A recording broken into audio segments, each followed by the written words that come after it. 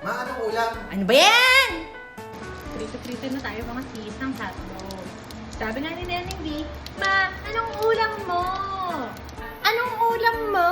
Eh, nanay na pala ako. Ako pala yung nanay. More, sunog na ang hotdog. May buns, hotdog, cheese, ang sosyal, may Eden Milk sarap, may beans pa, may mayonnaise din.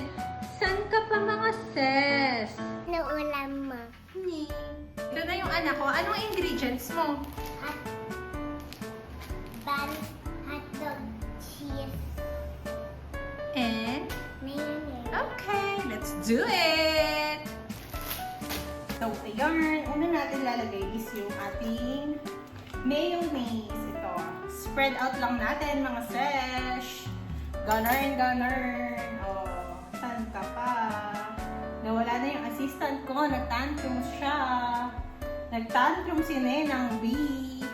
O, diba? Homemade yarn. Tapos, lalagyan na natin yung hotdog. Oh, hindi halata sino itataob natin, diba? Hoy, dito mo ko. Dito. Hoy.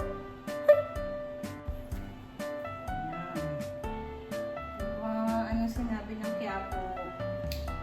Diba? Tapos lalagyan natin na easy melt cheese. Pero kahit anong cheese pwede. Sila nga doon, hindi natin alam yung cheese na gamit. Okay na yan. Mag-ganyan lang. Wait, bilisan na natin.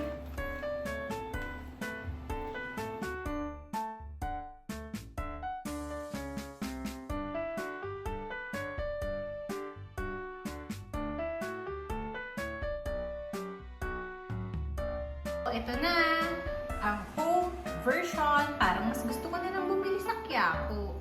Tara, kain na!